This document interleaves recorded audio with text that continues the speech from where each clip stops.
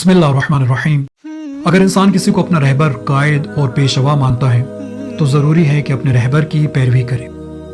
अल्लाह ने हमको अहले बैत जैसी नेमत उज़्मा अता करके रखी है और हम अहले बैत से मोहब्बत करते हैं, अहले बैत को अपना पेशवा मानते हैं, अहले बैत को अपना रहबर मानते हैं, तो ज़रूरी है कि अहले बैत की पैरवी की जाए। वो अहले बैत जिनके बारे में रसूल खुदा सल्लल्लाहु अलैहि वसल्लम इरशाद फरमाते हैं कि मैं अपने बाद तुम्हारे दरमियान दो गिरां कदर चीज़ें छोड़े जा रहा हूँ, एक अल्लाह की किताब है और दूसरी मेरी इतरत अहले बैत है।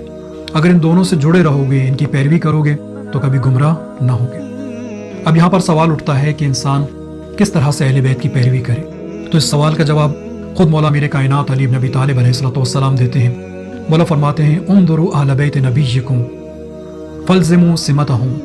मौला फरमाते हैं कि तुम्हें चाहिए कि अपने नबी की अहले बैत पर निगाह रखो और जिस तरफ वो कदम उठाते हैं उनके नक्शे कदम पर चलने की कोशिश करो। मौला इसका फ़ायदा क्या है? अहले बैत की पैरवी करना, उनके नक्शे कदम पर चलने का इंसान को क्या फ़ायदा होने वाला है?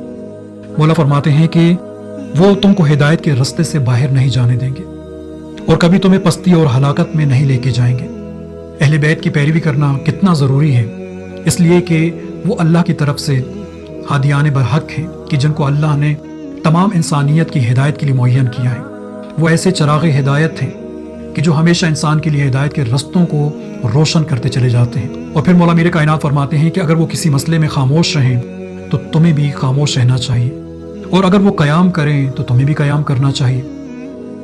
आका समझाना चाहते हैं कि इनसे आगे आगे ना चलो कि गुमराह हो जाओगे। पैरवी करने का मतलब यह है कि उनके अम्र के सामने तस्लीम रहो, जिस तरह से वो कहते हैं उस तरह से करने की कोशिश करो।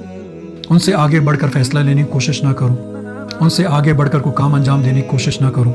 मौला फरमाते हैं इसका नुकसान ये है कि तुम गुमराह हो जाओगे। फिर मौला फरमाते हैं और इनसे पीछे भी ना रह जाओ, उनसे जुदा ना हो जाओ कि तुम निस्तो नाबूद हो जाओगे, हलाक हो जाओगे। बस अब इंसान के लिए ज़रूरी है कि अहले बैत की पैरवी करनी है, यानी अहले बैत की बात को मानना है, उनके पीछे पीछे चलना है, उनके अवामिर और उनके हकाम की इत्तिबा करनी है।